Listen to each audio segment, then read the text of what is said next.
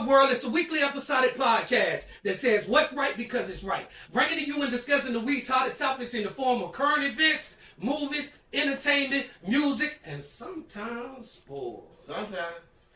Cash is De Niro, and word it born. Cash is De Niro, my zero be adding on. Been like that, gonna stay like that. And you know I'm gonna add another tagline to my name, like, Mr. Do you feel me, or something like that. It's something on that last episode I must have said, you feel what I'm saying? Or something like that, like 100 times, right? So that's my moniker or whatever. If you see me saying something over and over again, you just might get that because I'll be so passionate and so hyped. But I'm gonna tell you like this. We got the invisible co-host with us today. You feel what I'm saying? My cousin, Clip, you know what I'm saying? If he say it, he mean it. And if he mean it, he gets said. He's Mr. Stand on business himself, and you know what? He's not standing on business right now. You feel what I'm saying? Because he's the invisible man right now. Where you at? Put him on the back of the milk top carton, Frank. We need to find him. You know what I'm saying? Like that. I think he was out wackoing a little bit too much last night. And, you know what I'm saying? You know how it is. That recuperation takes some time.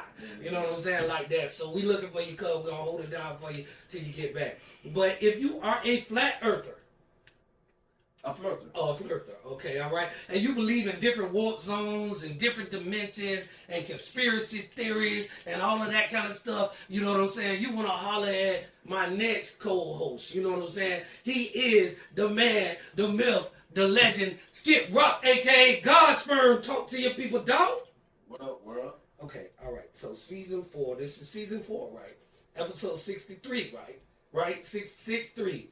And for Season 1, Season 2, Season 3, you just said the same thing. You know what I'm saying? Like, thank you for coming out. God bless, good night. You know, so do you want to say something different on this episode? You know what I'm saying? Right? What up, world? All right. All right. Luckily, he has an alter ego. You feel what I'm saying? And it's one of the podcast special guests, and he's here all the time. You feel what I'm saying? Like that. It's the flip side of God's sperm. You know what I'm saying? He's all about love. You know what I'm saying? All about relationships and everything like that. We got Dr. Strangelove in the building. Talk to you people, Dr. Strangelove. What up, world? You know what? You just like your cousin.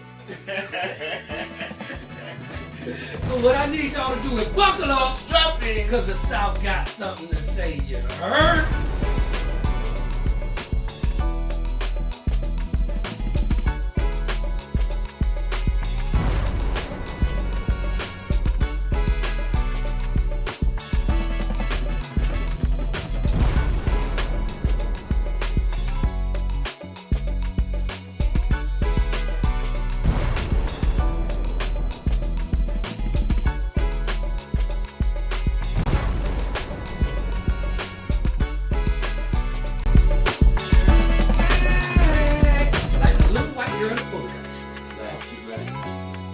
In the 2025 version, she probably is gonna be black. You know what I'm saying? More power to the sister. You feel what I'm saying? So we got high hopes for y'all. But we gonna jump right on into current events.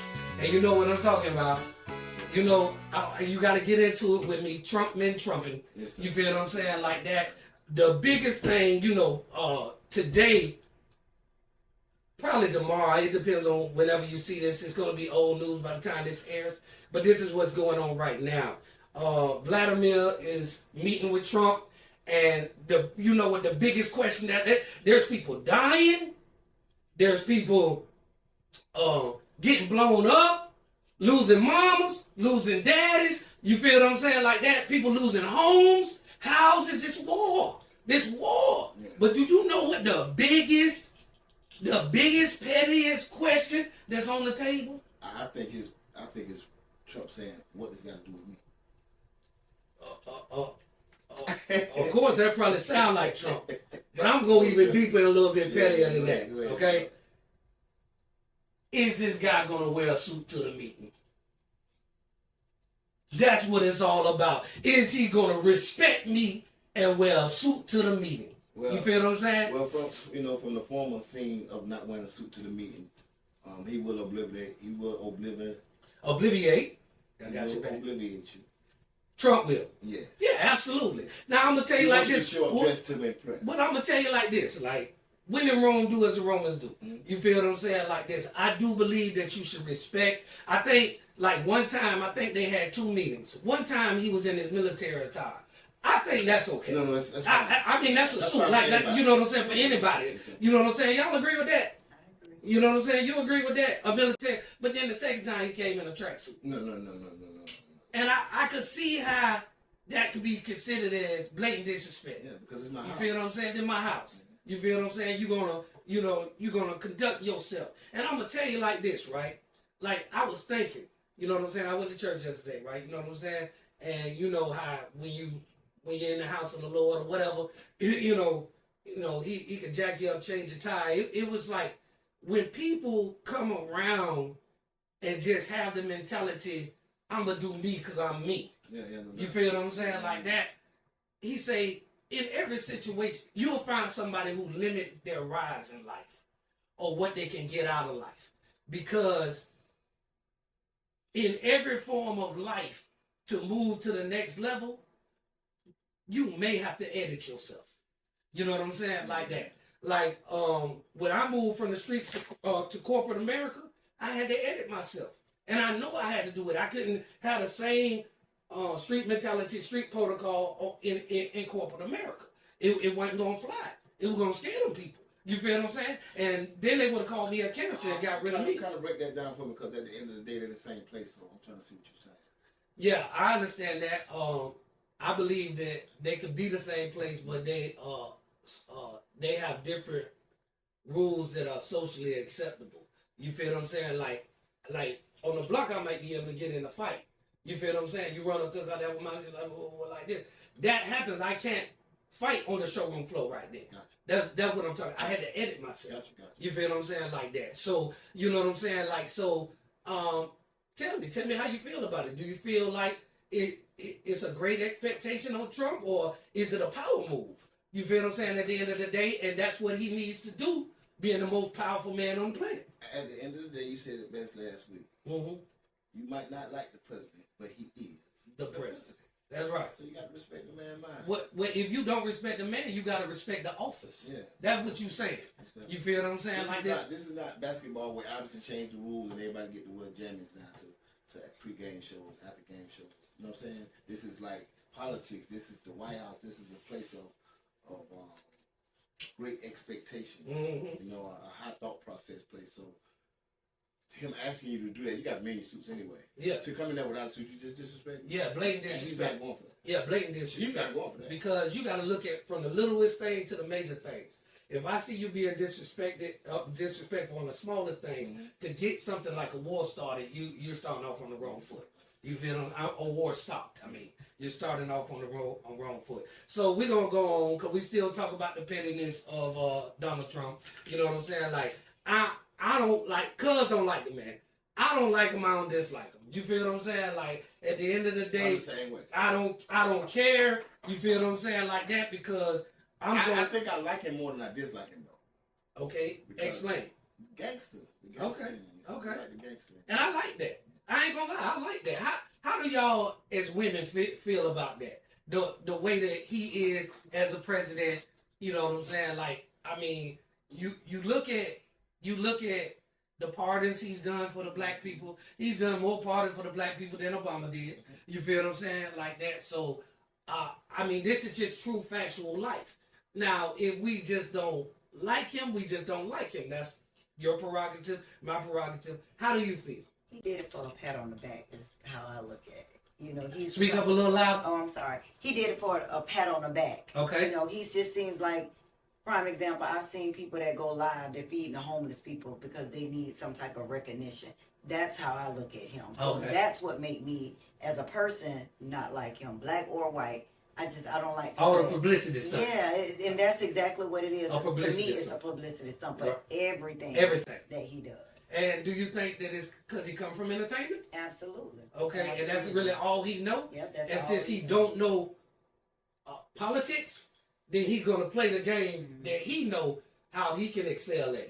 Because if they judging me on this other thing, they can't be judging me about what I don't know how to do, or like how they did Sarah Palin. You feel what I'm saying? Yeah. they crucified Sarah Palin because of what she didn't know. You feel what I'm saying? Like that. So that's a good way. I never thought about it like that. That's a good way of looking at it. You know what I'm saying? Don't you think? Yes, sir. You know what I'm saying? So now continuing on with the pettiness of the president, right? So when you walk into the White House, Yes, right? So you know how you have a wall and a hall, and you walk through a hall, if y'all don't know, and it has all the pictures of the former presidents up there, right? So when people would first come in, because really and truthfully, it represented the so-called what we just call it public publicity stunt for the White House, because what you probably need that too. You know, they need to be in the papers and stuff. So they put the black president up front. So you would see that as soon as you come in, because there's enough white ones around, you know, shake up the whole room. You feel what I'm saying? Trump took the picture down from the front when they put it up under the stairs. You feel what I'm saying? No, nobody could see it. So any black child, any child of color, you feel what I'm saying, would not get inspired. You know what I'm saying? Like that. It's just pettiness. Because I know they do them tours. And the kids do them tours. You feel what I'm saying? So instead, he put the Bushes, George Bush Senior, George Bush up front. You know what I'm saying? Like that. And put it where you could barely see Obama. You could see him if you're really looking for him and everything like that. And I guarantee, but just another petty move. You know what I'm saying? By not your president, not my president, but the president. You feel what I'm saying? Like that. And right now, y'all know he's in DC. They have this thing that's called the 1973 Home Rule Act, right? Mm-hmm. We talked about that. You know what I'm saying? Can you tell them a little bit of 1973 Home Act is where the President of the United States can legally take over the police department federally for 2 days. So, like, if from my knowledge, he has enacted that since the last time we spoke. And he enacted it, and the mayor of the city is fighting him on that. Because he's saying, yes, you could come in and bring the National Guard in. Yes, you can do all of that other stuff. But you cannot appoint somebody to give, like you come tell me, and what our hierarchy of what our hierarchy of authority. You feel what I'm saying? That we have set in place. The person that the police chief or whatever, you know what I'm saying? They would still have to listen to them. But Trump is saying, no, I'm appointing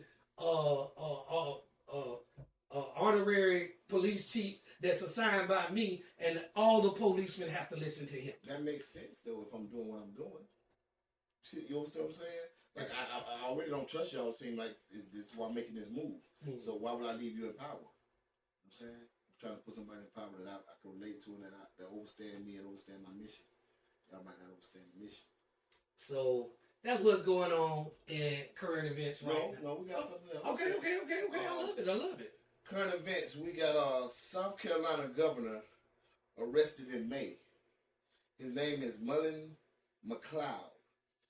Calling for him to drop out of the race for using the N-word and a lot of profanity when he got arrested in the back seat.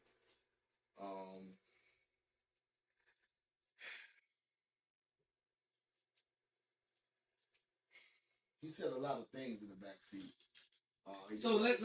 Break down what you just said. So somebody got arrested. All right. The governor. The governor got arrested. Malcolm-Jamal. So when they put him in the back seat, he started using, like, was the police black? No, he just was using a lot of profanity and he used the N-word.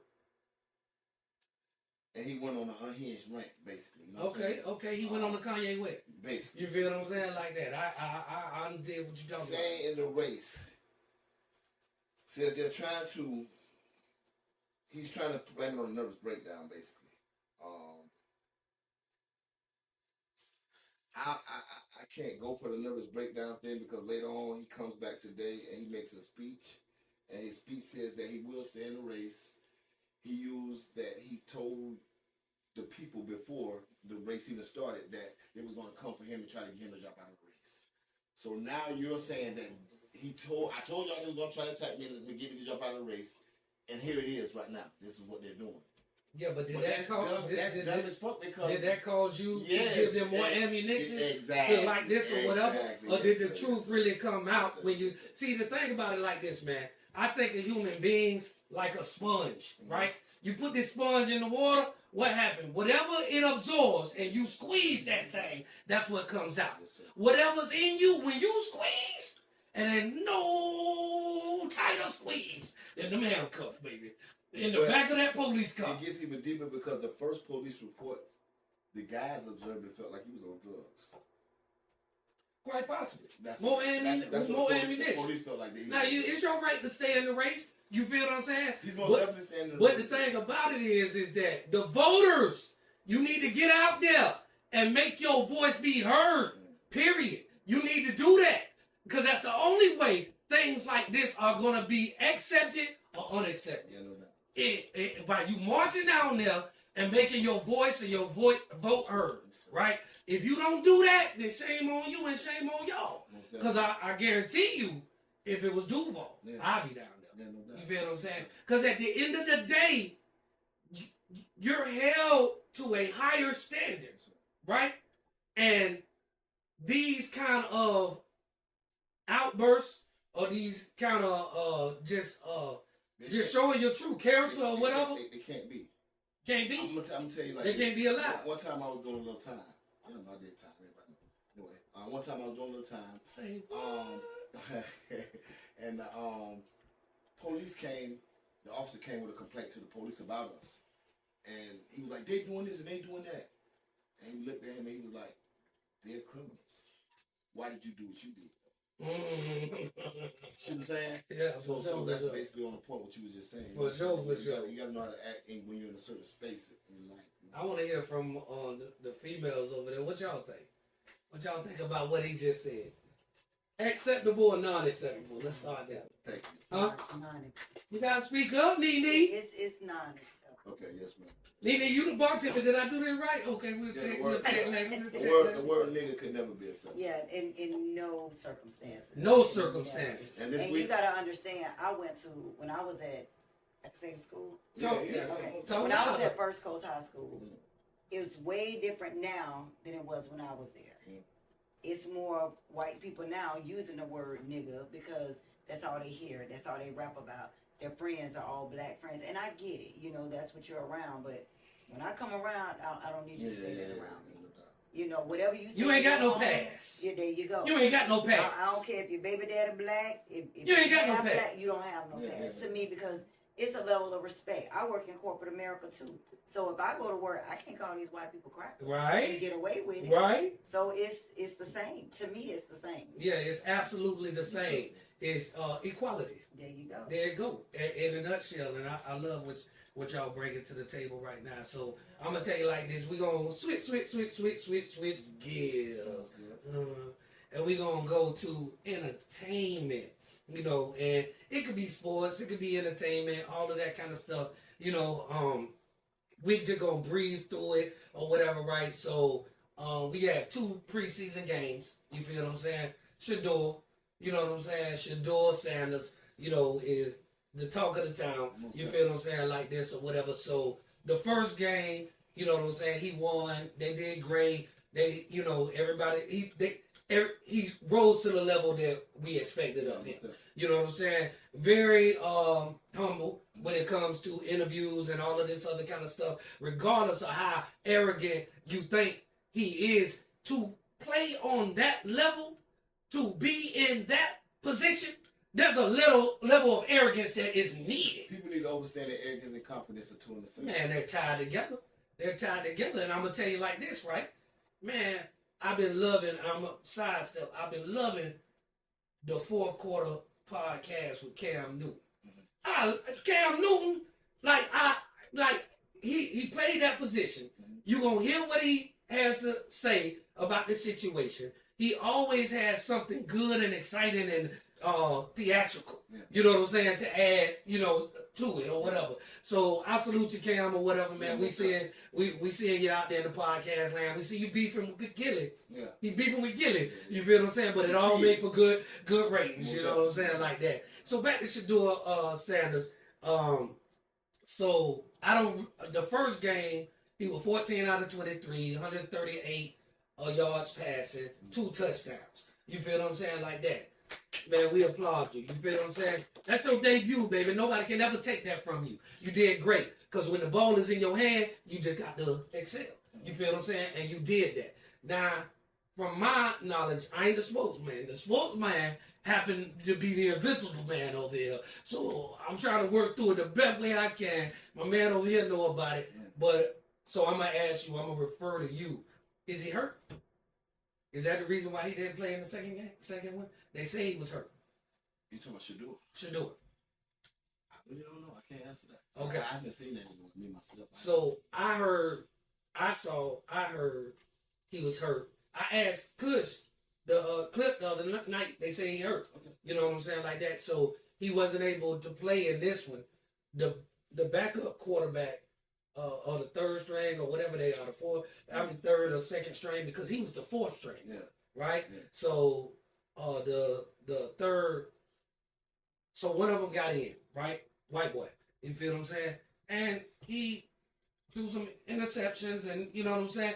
It just made people realize that out of the 2 games, Shador is still ahead. That's what we should build our franchise player behind him.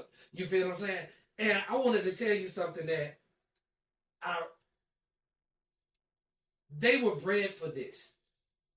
From interviews by their daddy and their mama. You feel what I'm saying? Because their daddy is arguably one of the best athletes in the whole world, right? And people end up not liking them. If you like them, you like them. If you hate them, you hate them. You know what I'm saying? Like that. So, like, they train these young gladiators. They want Shador. They have several children or whatever, right? The daughter play basketball. The 2 sons are in the NFL right now, that kind of thing or whatever, right? So they trained him to be ready. You feel what I'm saying? Proper etiquette. The proper etiquette, the interviews, and all of that kind of stuff, right? But they also trained him on the business side. The business side, right? So you couldn't help the catastrophe, the most heinous thing that happened in sports since the rigging of the White Sox or whatever by the mafia. You feel what I'm saying? On that level. That's the travesty of justice this was. A mistravesty of justice, I guess that's what they call, or whatever, about how he gonna go, 140 something in the draft. So, you know what I'm saying? When he was supposed to go in the top 5. You know what I'm saying? Easily, right? Top 5, top 10, easily. However you look at it. So, do you not know when they signed him and Denzel and them and their lawyers had them draft up a document with an addition to the contract, and it's called the prime clause for prime time. You feel what I'm saying? And what the prime clause says is I'm coming in this league as a superstar. That Sanders name is a brand. You feel what I'm saying? Like that. And you all are going to get so many views, sell so many jerseys like this or whatever, regardless of what, before I even ever snap official touchdown. Mm-hmm. And they put it in there, and it's called the prime clause. And a little an effect of the prime clause, and y'all gonna like this now, you're gonna like this, is that they sold $250 million worth of number 12 Sanders jerseys, and he got $14 million off of that, off the top. You feel what I'm saying? Like that. And that's what the prime clause does for him. You feel what I'm saying? And all I got to do is say, man, look at God. You feel what I'm saying? Shout out to Miss Jordan. I don't know your real first name. Michael Jordan's mother. Shout out to her. Shout out to her. Because she started this. Shout out to you. Shout out to you, Mama Jordan. She fought for that money. Yeah, she did. She said she wasn't letting herself put on no shoe without getting money off every shoe that was sold. Yeah, she did. And then you know what they told her? It couldn't happen. That couldn't happen. That could never happen. It's never been in place. No, until it happened. You feel what I'm saying? And it happened to people that deserved for it to happen to. I mean, Michael Jordan put the back, you know what I'm saying, like this or whatever. And like, what Cam Newton say is this radio sports man. He said, man, hang your hat up, Mr. Radio Sports man. You feel what I'm saying? Like this, because what quarterback legacy do the Browns even have? Yeah, no doubt. What are you comparing him to? Yeah. He is your great black hope, Yes, sir. basically. You know what I'm saying? So that you can have a job and have something exciting to talk about on your job. I doubt they even got the Hall of Fame. You feel what I'm saying? Like that, you know, that's what I'm talking about. So I just wanted to tell y'all about the prime pause. And we most definitely got to talk about. Okay. Oh, Shallow. He is Tampa Bay Buccaneers. They say he has some great tackles and everything like that. I see all this stuff like he fighting for his job, though. I don't understand that. I guess they all are, but you know what I'm saying? Yeah, they all are. Like that, but that's just a bunch of talk. Okay. Travis Hunter didn't play this Sunday. He didn't play this Sunday. Yeah, but I don't know why he didn't play this Sunday. But he didn't play this Sunday. But his first game, he had a couple of catches for 4 or 5 yards. I saw it, and the guy said he had it's either 23 or 28 plays, right? And if it was 23, 22 of them were great. And then he said he's the type of person, because he's on offense and defense. He's the type of person that's gonna. He missed the tackle. He missed that tackle, and they say he will self-correct and beat himself up all week because he know what he did. We ain't got to tell a player like that what he did. He know what he did.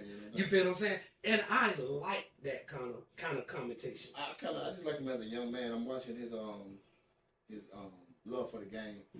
He's always happy. He's always smiling. He's always dancing. I think he's some kind of dancer for real in real life because he stay dancing. You should have seen him at his wedding. Oh, he's like, you don't understand. Like that, man. I like the kid. Shout out to you, kid. Shout out. I'm happy you're in Jacksonville, bro. What you feel about Travis Hunter? Like I'm not a fan of football. Okay. I'm a sports person, but I'm gonna give him a chance. Okay. I'm gonna give him a fair chance. I mean, Jaguars right now. No disrespect, y'all need all the help you can get. All right. So at least give him a chance. Don't try to knock him down. Cool. That's all we had. That's all we had is a chance. That's all we all want. You feel what I'm saying? Like that. Yeah. So you got something you want to? Oh, you want to say? Go ahead.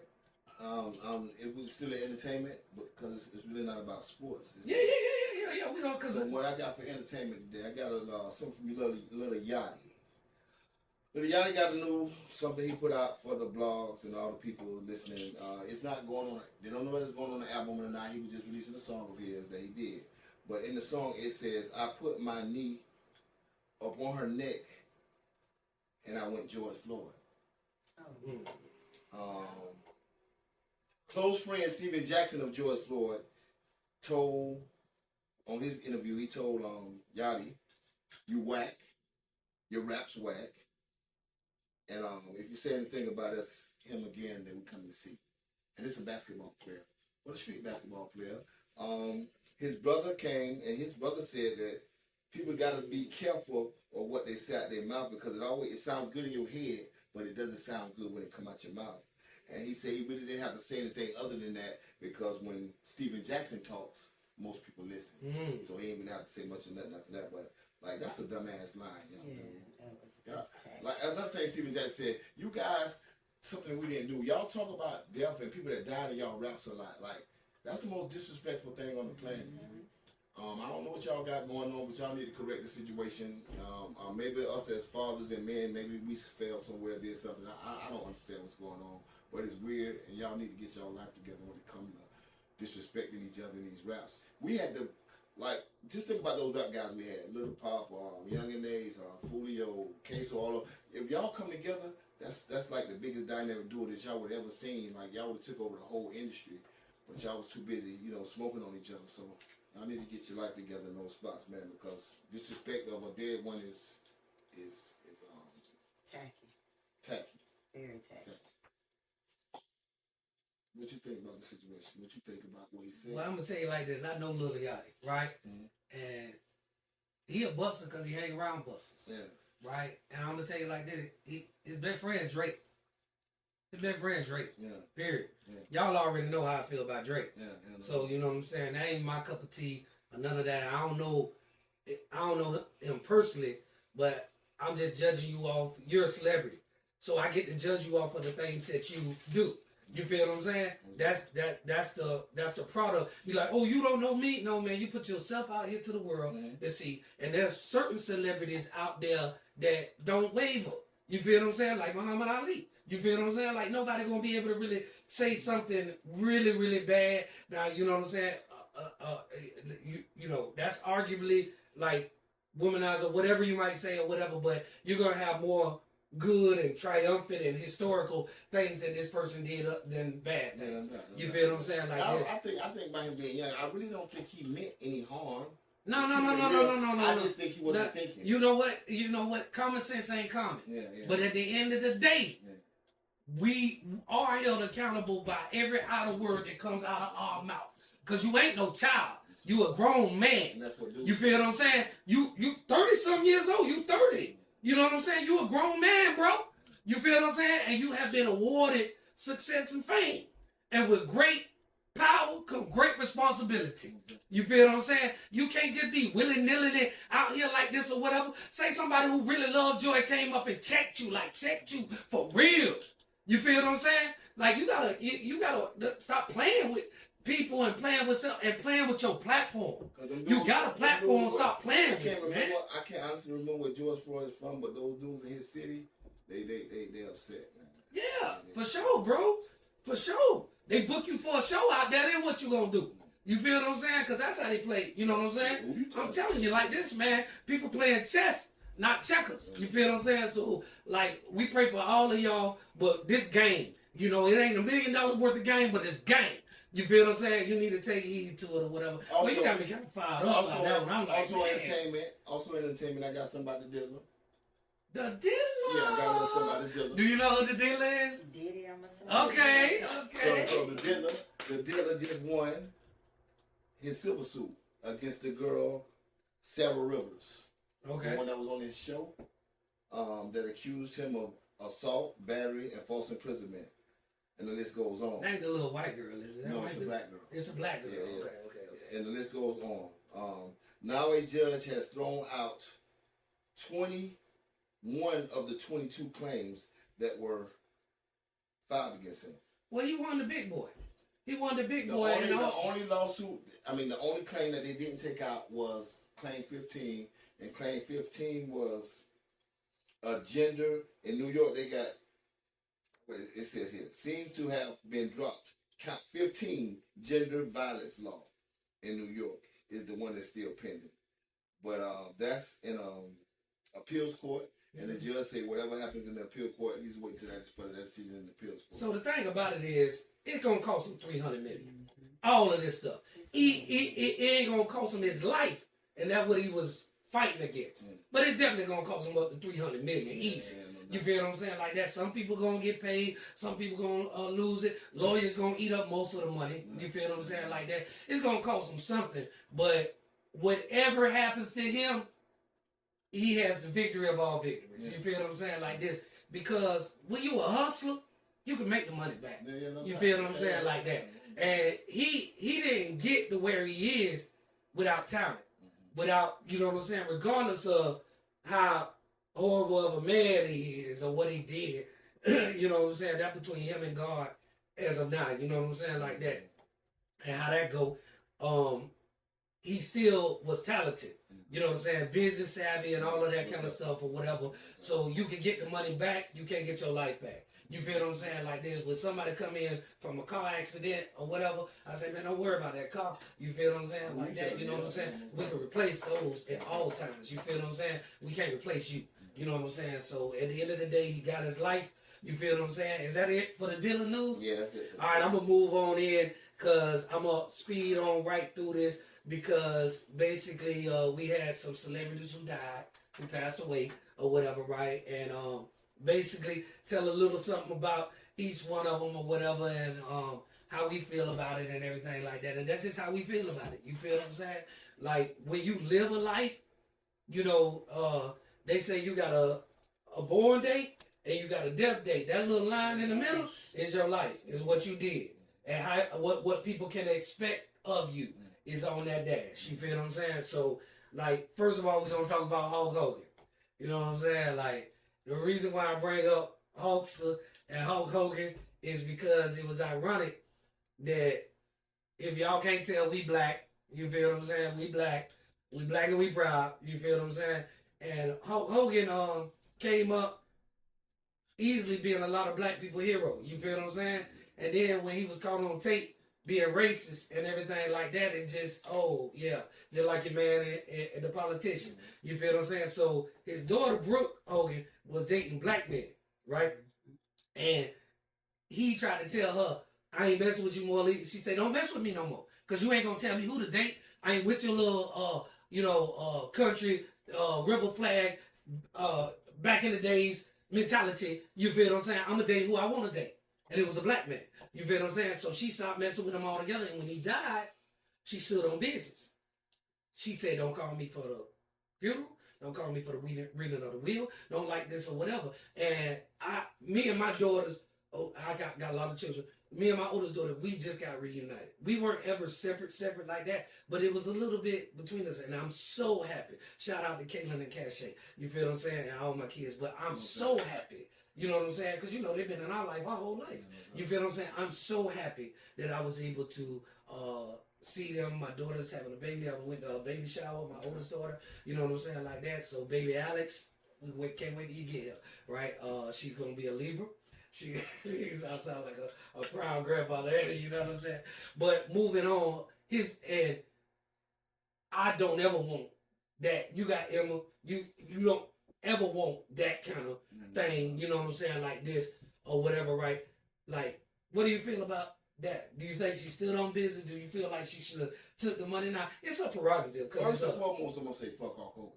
Okay. That's the first and foremost thing I'm going to say. You said some racist shit, fuck you, I don't care. Okay. Yes, she's still on business. She's still on business. Yeah, because it's a million. Most and the millions. Yeah, most people would have came back and got that money. They got that money. So you she know was dead real about what she was talking about, and that's what's up. Yeah, you know what I'm saying, like this. Because I'm gonna tell you like this. No, I'm gonna tell you like. No, I ain't gonna say that. I ain't gonna say that. So, ladies, how y'all feel about that? You know what I'm saying? Like, that's a tough topic. Because at the end of the day, that's still your father. Talk up. I get it. She upset, she hurt by what he said, by his actions. But at the end of the day, if it wasn't for him, it wouldn't be no you. Right. I wouldn't have took the money. It is what it is. But at least show some type of respect to the funeral. Yeah, and just be done with it. Do you think she gonna regret that one day? Hell yeah. Okay. Yeah. Okay. She definitely gonna regret. Okay. Now I like her point of view when she said, "Yeah, stand on business, don't take the money." I'm taking the money. But listen, like, stand on business, don't take the money, but go to the funeral because he is your father. Yeah. There had to be some great times in that life. Absolutely. You know what I'm saying? Like that or whatever. And then her mom, you got to think about her mom. That's your mama, that's your mother's father, your mother's baby daddy or husband or ex-husband or whatever. You still want to show your mama some respect too. Like I understand what y'all saying. What y'all saying is credible. But for y'all to be women, think about it. He had to say some really fucked up shit for him to stop. Y'all are women. Y'all love y'all know about y'all daddy. Y'all love y'all father. He had to say some really terrible things for her not to deal with him again. Yeah. Like, this wasn't just no regular argument. He went above and beyond to try to prove a point, and it just wasn't going well, because even with the conversation you was just having about First Coast, when y'all was going to First Coast, even when we was in school, that was basically a race thing. Oh yeah. Them kids ain't rocking like that. Yeah, it was race wars and highs and them kids don't rock like that no more. Them kids don't rock like that no more. This is a new era. I keep telling y'all, at Black Lives Matter, there was just as many white people as there was black people. And it's great to see. It doesn't happen like that anymore. Those same people that's in First Coast that y'all went to school with, their children became drug heads. And the dealers were black. Now their grandbabies are black. So they couldn't deny it anymore. Because they was denying these black grandbabies, and it was becoming basketball players and football players and all kind of stars. And they said, well, shit, I got to start claiming my grandchild. And you ride through there right now, everybody got their black grandchild in their yard playing. Man, listen, and they proud of them. And they proud of them. Yeah. I saw Sammy the Bull from the Mafia on his podcast. Shout out to your podcast, the thing of ours. But Sammy the Bull, you know, yeah, right?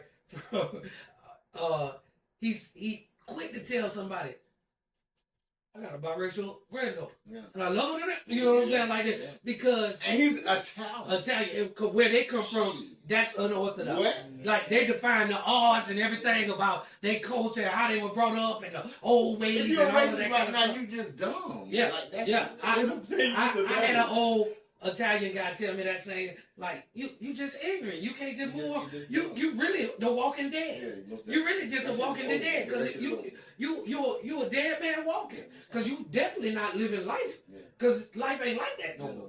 You know what I'm saying, like that. So moving on to Ozzy Osbourne. You know what I'm saying? Like, shout out to Ozzy. I ain't never seen a racist born in Ozzy. Yeah. Like I told you, he bit the head off a bat. He might not like bats, but he ain't never said nothing about black. You know what I'm saying? Bats not black. Bats not black. But Ozzy Osbourne, they really changed a lot of things. And they was the first ones to really, all this big booming of reality TV. Their show was one of the first ones that took you on that ride, that wild ride. You know what I'm saying? And shout out to Ozzy. And I always say this, man. He cleared, like, let me tell you, in music, with, like I'm from the South. I'm from Florida, right? I was brought up on Trick Daddy. Our Trick Daddy get introduced to us is off of an Ozzy Osbourne sample. Yeah. You feel what I'm saying? And he cleared it. You feel what I'm saying? And he cleared it. Do you not know how many times when it comes to music, I say, because, you know, I got these little gangster ways, so I be like, I don't care, sue me, I'm putting it out. You feel what I'm saying? Because ain't nobody ever gave us nothing. So when you cleared it for him, and then you seen the career that he was able to, you know what I'm saying, come out of the street and do all like this or whatever, and regardless of whatever happened, you gave him an alley-oop. Most definitely. You feel what I'm saying? You gave him an alley-oop. So, you know, I salute Ozzy Osbourne. Shout out to you and your family. And then, like, the most detrimental to me in my life, I mean, not in my lifetime, but out of the three, you feel what I'm saying? Like, that is a king. You know what I'm saying? Most definitely a king. And that's, you know, he definitely came in our life at a young age and showed us a way that you could be a son, a way that you could be a brother, a way that you could be, you know what I'm saying, a friend, and be black. You feel what I'm saying? And be young. The most amazing thing about dude, and we'll talk about Malcolm-Jamal Warner. Malcolm-Jamal Warner. The most amazing thing about dude, that he was able to stay out of the black publicity. Yeah, like you ain't never really heard nothing bad about him. And I'm gonna tell you like this: it's two things that I want to say before everybody chime in, because I know we should all have something to say about what this man meant in our life for Theo, like this. So like they asked him, so like an interview guy, you know what I'm saying? White guy, never get white guy, but always a white guy, right? Interview man, Malcolm. So when you're growing up and you're playing Theo and you're on the set of the hottest rated show, and it happens to be a black show, you know what I'm saying, like that, was Bill, you know, that father figure in your life and everything like that? He said, man, nothing against Bill, nothing against Mr. Cosby, nothing against none of that, but I have a father. Yes, sir. I have a father, and my father was good to me. So no, I didn't need nobody to fill that role of a father. Why you playing asking stupid questions? You feel what I'm saying? Listen, I love that. You feel what I'm saying? Like that. No, what you call it, but let's address the elephant in the room. What you trying to say is that we ain't got fathers. You know what I'm saying? So salute you, King. And also his mom put out this very poetic thing. You feel what I'm saying? And I'll just give you a little brief about what she said. She said, my son made me the happiest woman in the world, that he traveled through the waters of my womb to enter this life. And it's just... He left through the waters too. And he left through the waters. So it's only fitting that he came in through the waters of my womb and he left through the waters. I have no problem with that. Yeah, shout out to your family. Big ups to them. Yeah. Shout out to the mother. Shout out to everybody. You know what I'm saying? But you go ahead. You know what I'm saying? Theo. No, Theo. I just want to big up Theo, man. Big up his family, man. Y'all y'all just keep your head up, man. You know, that's like, death is a part of life. I know nobody wants to hear that shit because I don't want to hear about my mother and stuff. But all you can do is just keep it moving, y'all, because like, and it's gonna sound harsh what I'm saying, but I'm dealing with this right now. No one cares. Not the rent man, not the light man, not the car note man. They want their money. They want their money. But the thing about it, you come to work right, and they want their money. Us as black people do not get a chance to grieve. We don't get a chance to grieve. I don't know about most black people. I'm gonna say most black people. We don't get a chance because we still gotta go to work. We still gotta try to pay bills. We still gotta try to take care of the kids. You know, when you got money put up, you go take a little vacation, whatever, blah blah. But like in our life, that really don't happen like that. So like we don't ever get a chance to grieve, and it's sad. In Florida, if you work in a job, this is to go off that this is no time, right? So they want you to feel all these emotions, bury your people, do all of this kind of stuff, and your bereavement time is 72 hours. You have 3 days. You feel what I'm saying? We need to work on that law. You feel what I'm saying? Where it's a little bit more, you know what I'm saying, like that, because, at least a week. You know what I'm saying? Like this, 7 days, you know what I'm saying? Like that or whatever. Because it takes time. Paid for days. No, yeah, but it's 3 days paid for. You know what I'm saying? Like that. But it definitely needs, because you're right. You're right. I never even thought about it like that. So that you're right that we don't get a time to grieve, because it's little cliches in life that say life goes on, and in those kind of situations you really feel it. Like 3 days, life goes on. You know what I'm saying? F you pay me. You know what I'm saying? It's all of those kind of stuff. So you know, Nene, Riri, Malcolm-Jamal Warner, loud. Everybody wanted to be a Huxtable. I don't care what nobody say. I don't give a damn what side of town you stay. Everybody wanted.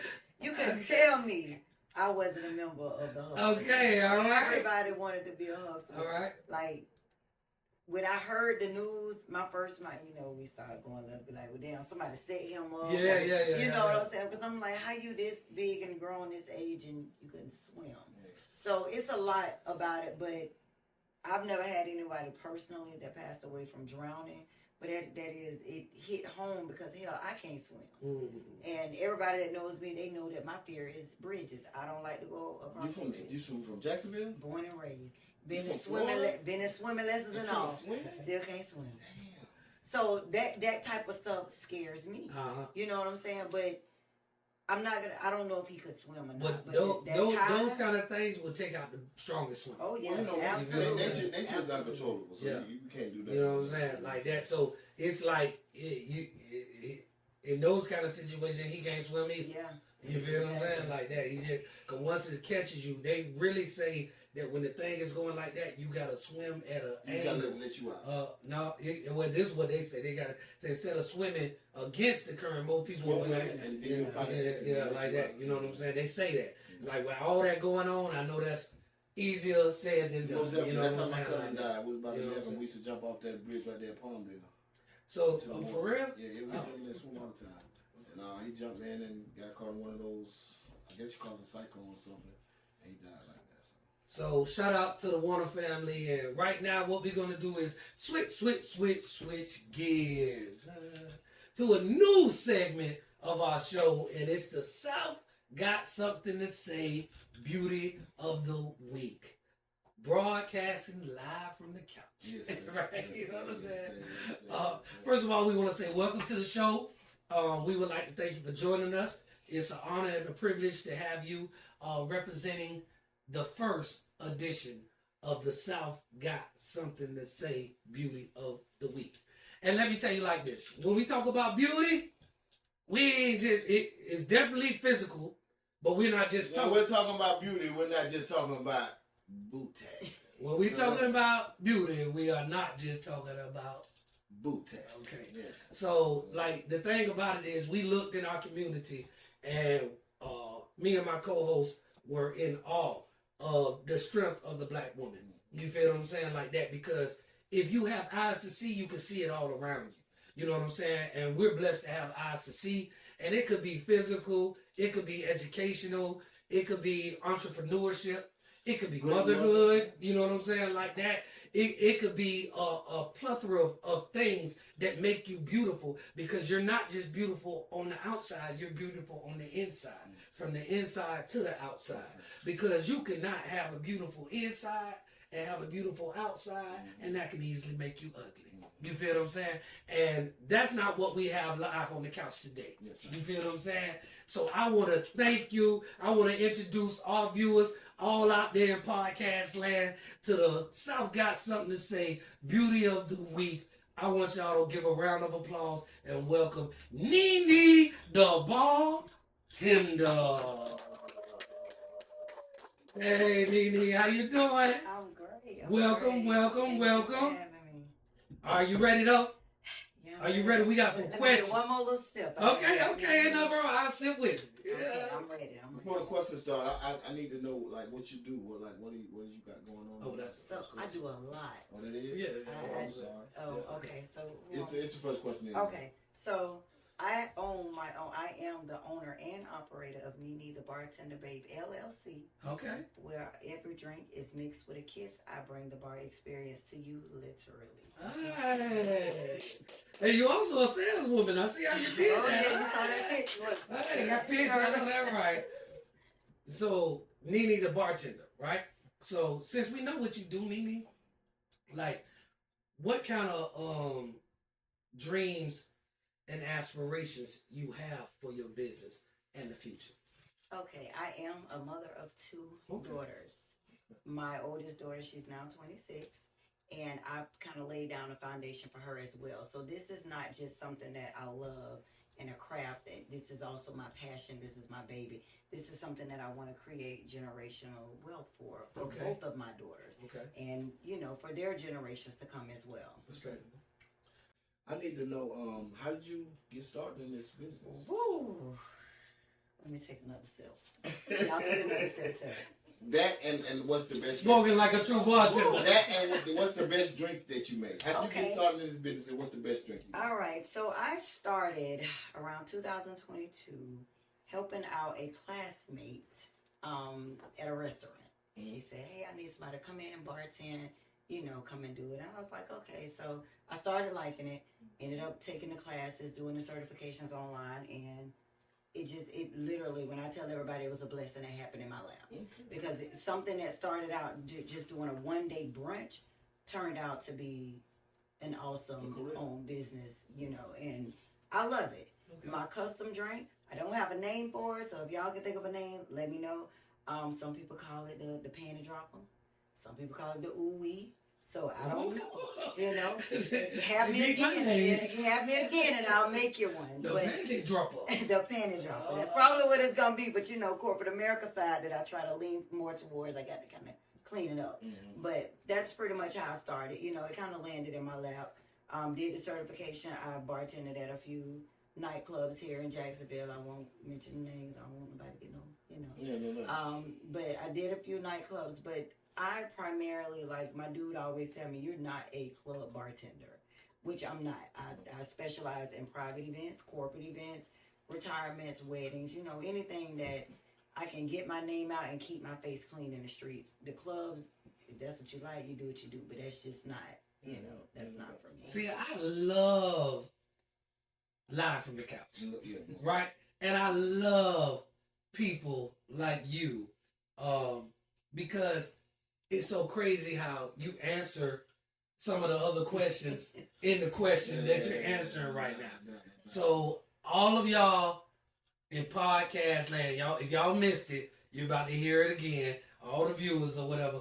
So the next question is, are you currently in a relationship?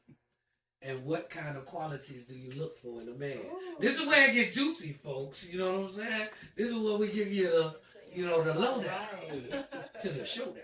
Okay, well, to answer that question, yes, I am currently in a relationship.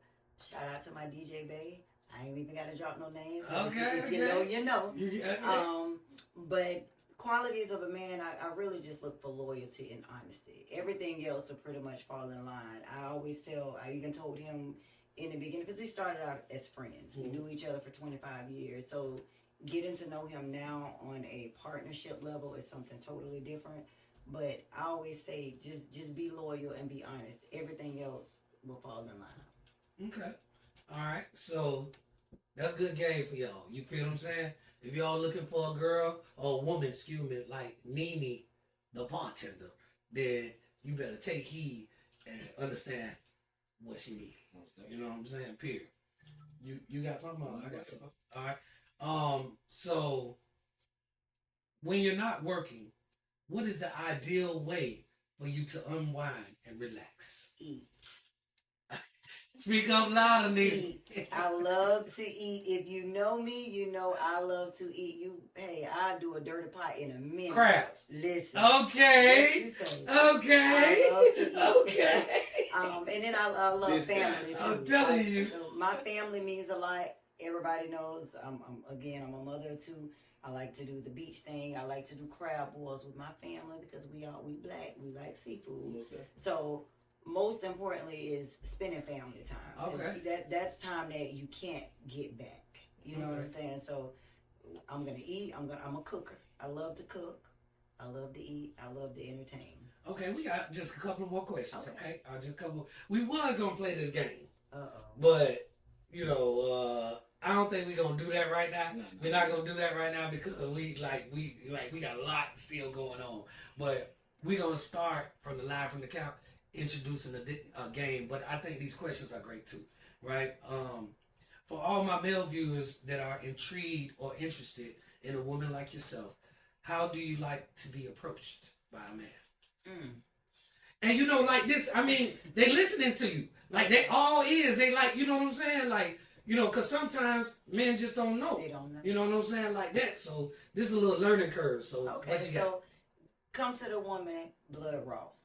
No hidden agendas, no excess baggage, no drama, no bullshit. You gotta unpack all of that. Yeah, because you using some hella slang right there. Listen, so excess baggage, what does that look like? Excess baggage like baby mamas, ex-wives, wives. Ex-girlfriends that think that they still girlfriends. Are these crazy baby mamas or crazy? Like the have not, they can have some, right? But what if they do? Yeah. It's a difference between a child's mother and a baby mama.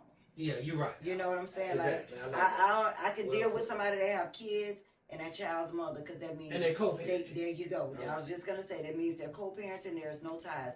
But a baby mama, I'm 42 years old. Oh no, I'm 43. Just turned 43 2 weeks ago. Oh, happy birthday! Yeah, thank you. Right. I'm 43 years old. I can't go through. Mentally, I can't deal with that kind of stuff. Okay, so just come to them straightforward. Like let them know. Be real. Stop all the lies. 100%. Stop all the lies. Stop all the faking. Stop all the deceiving.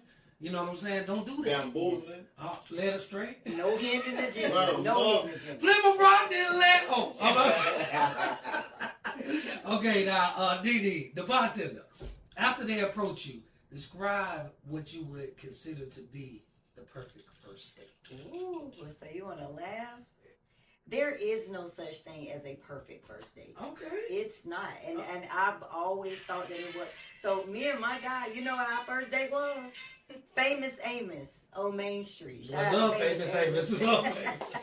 So there is really no perfect first date. Like that gave me the opportunity. Like I said, I've been knowing him for years. So that gave me the opportunity to know him as a partner.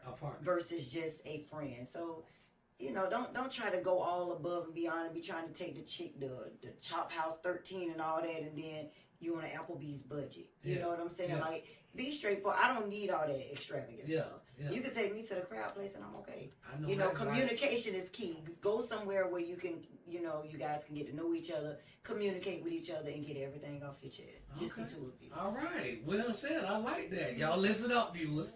Now, I overheard you say that you are a mother. So my question is, how hard or easy it is to make work and motherhood harmonize? Because that's very important. Because we have a lot of women viewers out there, and I see you doing it, and I see you doing it with grace and class. So inquiring minds, they want to know. So let me first start by saying I've been a mother since I was 16 years old.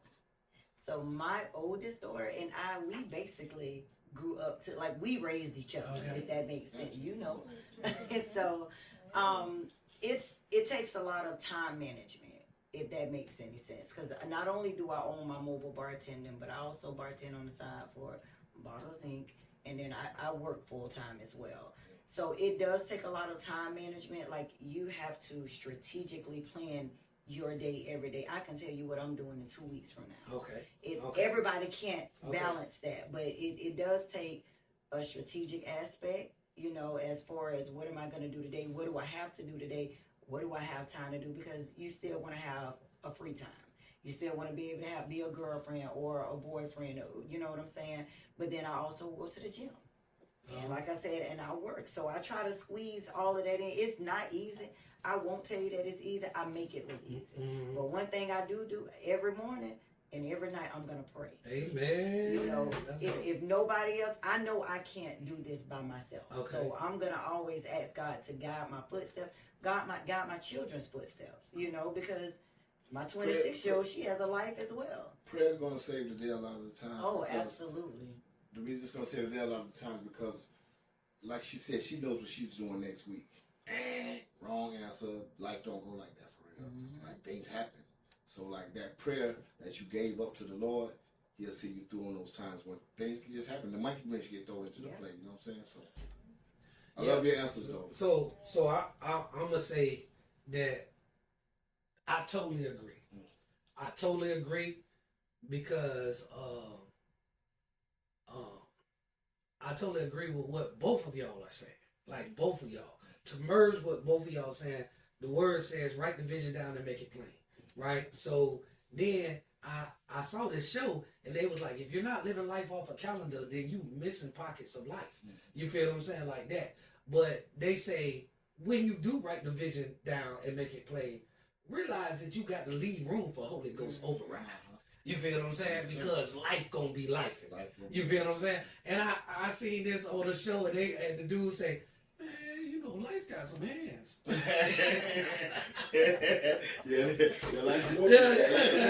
know what I'm saying? Like that. So I want to thank you. Rock wants to thank you. Riri, you know what I'm saying? We'd love to thank you. You know what I'm saying? Shout out to Riri. We love Riri. We always gotta give Riri, you know what I'm saying? Like, she's the queen of the South, got something to say, you know what I'm saying? And we always really appreciate it. We couldn't do it without her. And we always thank you for coming in because you're such a queen, Riri, that you make all the women guests feel comfortable. You feel what I'm saying? Like that. And that's very important. Very important. But we want to tell you that we thank you, we're honored, and we want to know that will you stay on for the rest of the show because we want you to chime in because the next segment is something that I really think you're going to like. You know what I'm saying? Like that. So what we're going to do is switch gears. Paging Dr. Strangelove.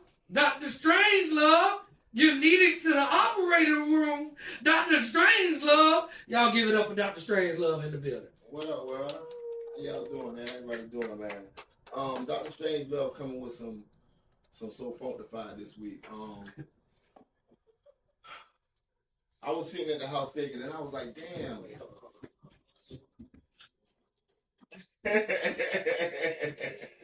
I was sitting at the house thinking, and I was asking myself, why didn't just out of the blue, why didn't my grandfather I didn't ever see my grandfather getting tried coming up. Like, nobody never tried my grandfather, no one. And I thought about the difference between me and him because everybody said we act just alike. We're the same person, but it had to be a difference because every once in a while, hey, I'll get tried. I realized that my grandfather never told anyone he loved them. He never said that. He never used that word. It was all action for him. So then after I realized that, it came to my knowledge that, damn, does the word love make you vulnerable to people? Absolutely. And so this is my question.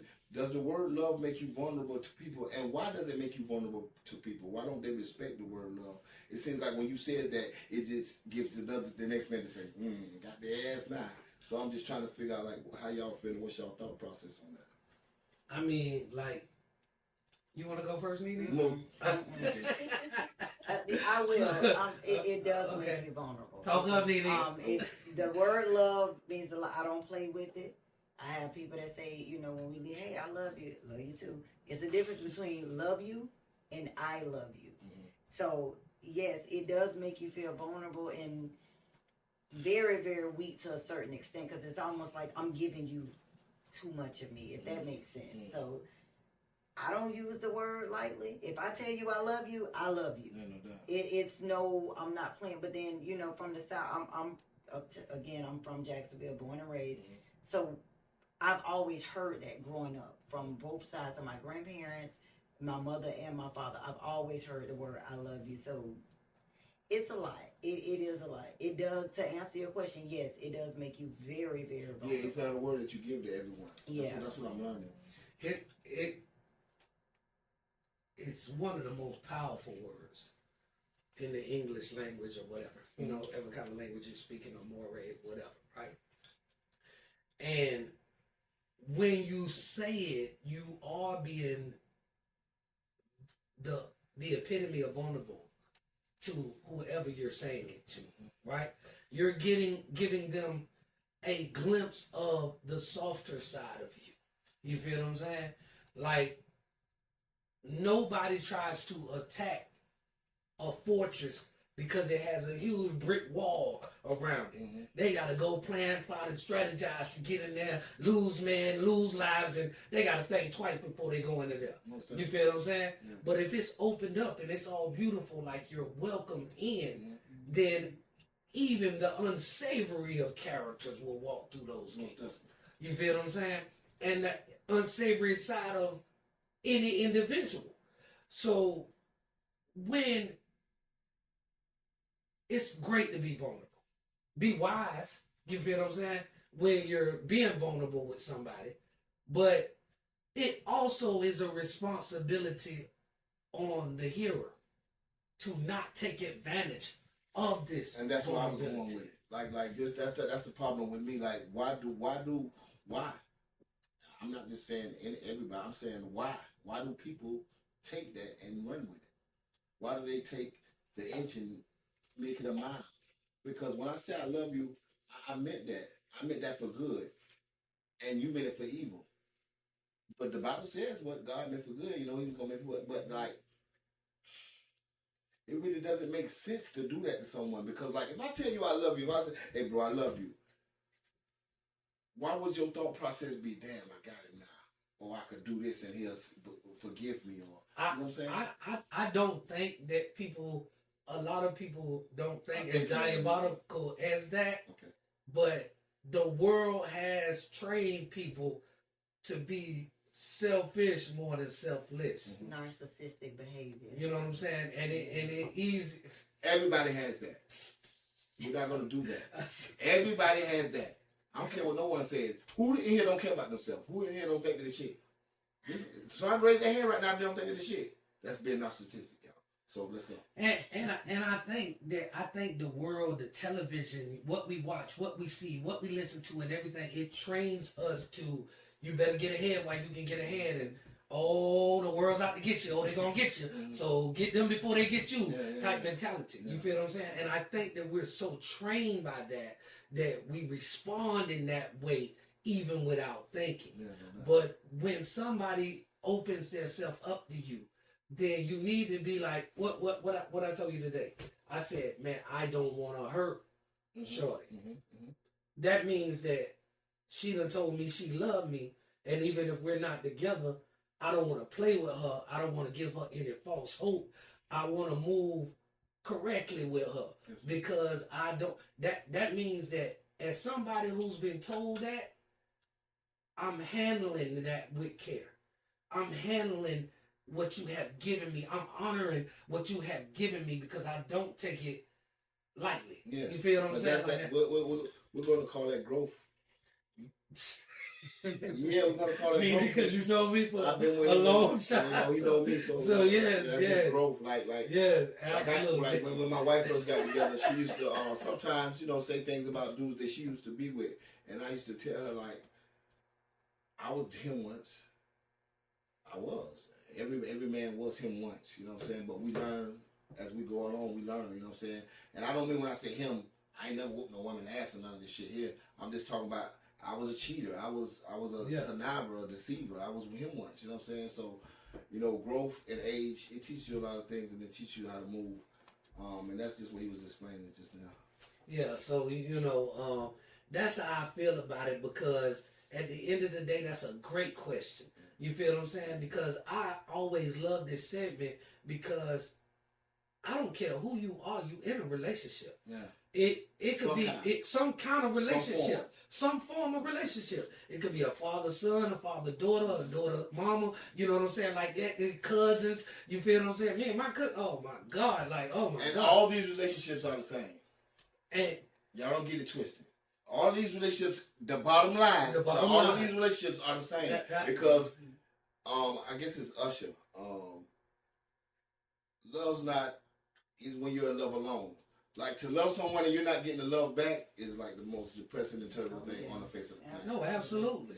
Yeah. So that's that's in mother, father, when that's in wife, loves that's you wife, back, that's wife, husband, girl. that's sister, brother. You want to receive the love back. So you know what I'm saying. And men, us as men, we're looking for, whether y'all want to admit it or not, a kind of like mother.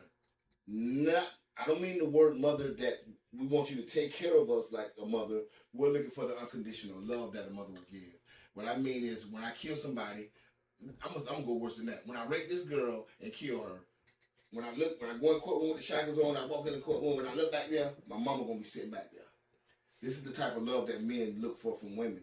When they try to find a woman, they're looking for that unconditional love. If it ain't unconditional, then it's gonna be a problem. Yeah, is it real? And that don't make you any less of a woman by catering to the man that you love like that. Yeah. You feel what I'm saying? Like that. It doesn't. Because he's going to cater to you in the exact same way. It's not, it's both ends. And right? It's good you say that, because my wife gets it a lot from people because of how she treats me. But I sit in the house with her parents, and that's how her mother treats her father. But listen, most of the people that are giving it to, you say still give it to her, what? Give it to your wife? Like some women will come around and just be, because you like bringing my drink. Okay, my point exactly. My food. My point exactly. Most of them are from broken homes. Yeah. Your wife is not from a broken home. And I told y'all, you feel what I'm saying? She always try to find a woman with 2 parents. 30 years and you're gonna got 2 parents. And that's not saying it's tougher. But that's not saying that you can't break the mold and become the first one in your family to do it now. It may take a lot more work and a lot more patience and a lot more negotiating. You feel what I'm saying? Like that, with each other compromising. You know what I'm saying? That's real love, right?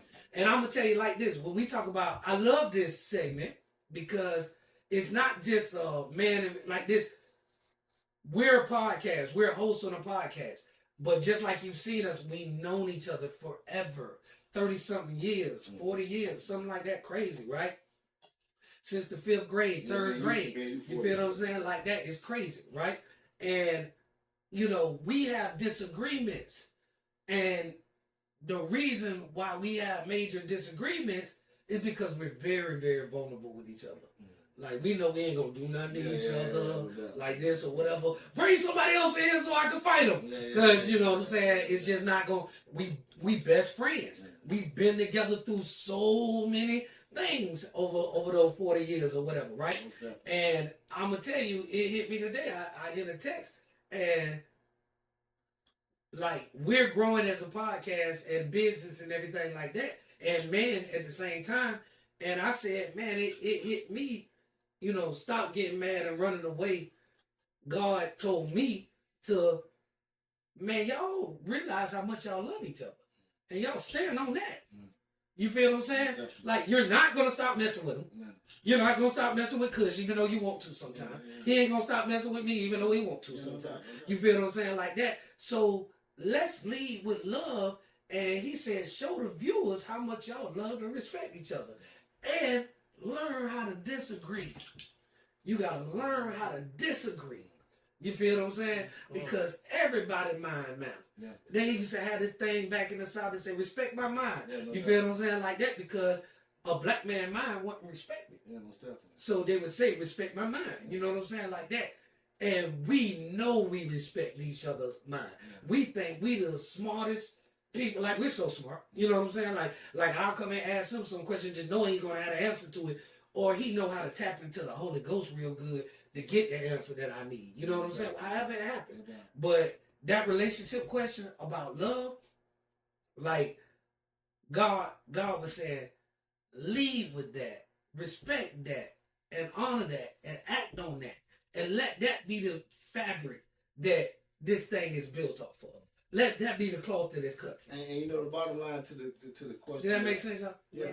The bottom line to the question that I asked was, y'all stop just throwing it around. Is what I'm trying to get y'all to do. Stop throwing that word to everybody, because then when the disrespect happens, you won't feel it as much. You won't feel the disrespect because you never cared anyway. You can't just be meeting people and the next day telling you love them and all this type of things. It doesn't work like that. Love is something that's earned over years, not days, not even months. It's earned over years. I told you, my grandfather never told no one in the house he loved them. There was never a doubt in our mind that he did. And from him not saying he loved no one never tried him because they didn't know how to come at him.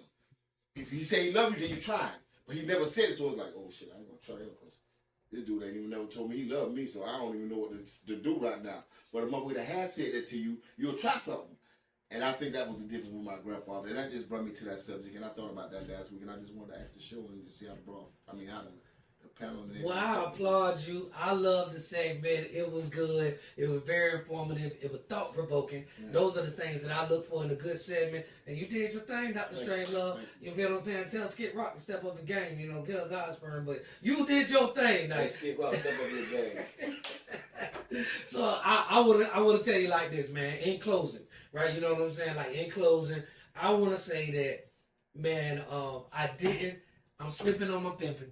I did not go see The Highest to the Lowest with Denzel, a Spike Lee joint. Y'all make sure y'all go see it so we can talk about it. But there's one reason why I didn't see it. I think that I need to talk to Godsburn. Come here, Godsburn. All right, I think it's a conspiracy theory, Godsburn. Because I went to Fandango, the movie app. It's not on there. It's not on none. But then when I Google, say, is it being played in Duval? They say it's being played everywhere in Duval. But on that thing, do you not know how many people go to that app to try to find like that? And if it's not on that, then they'll go see another movie. Like, I don't know if that's a conspiracy theory. Stop playing with my boys. Stop playing with my boys. He always told y'all that I'm a conspiracy theorist, man. Mine would be that, they've been stopped fucking with Spike Lee years ago. In the industry. It's Spike Lee, it ain't just It's Spike Lee. It's the 40 Acres of the Mule. It's the name of your productions. It's everything you did. You always made black drummers and put the business of the white man out there. And it's also Denzel because they felt like you weren't supposed to go back that route either. You know I saw Denzel on an interview. He said, I don't care about Oscars. Because you got so many of them. But you know what I'm saying? I don't care about Oscars. He said, man give the award, God give the reward.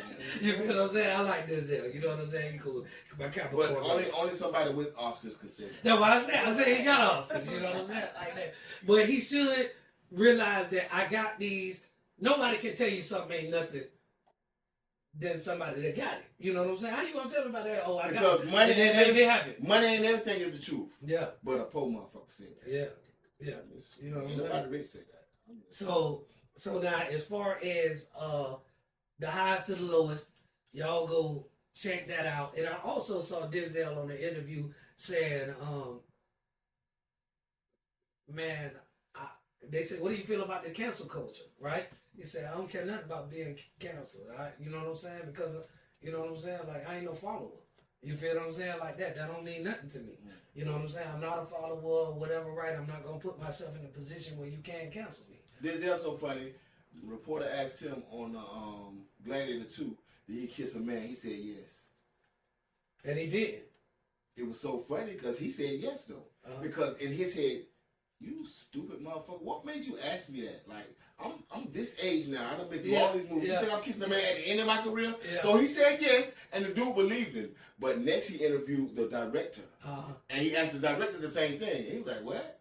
He ain't kiss no man and glad. Yeah. What are you So talking Denzel about? was trolling. Yeah, Denzel. You know what I'm saying? Trolling. I would have did that. Cause what are you talking about? Yeah. I kissed him. I kissed him. You sick. So, ladies, we want to thank y'all for being with us tonight. You know what I'm saying? We really appreciate y'all. And, you know, Nene and Riri. Nene and Riri. You know, so they need their own podcast. You know what I'm saying? Back up by the sound, got something to say. But, you know, I got one question. What's you better? Know what I'm saying? What's better? What's better than episode 62? Episode 67? Oh, No. 63. No. It's going to be 63.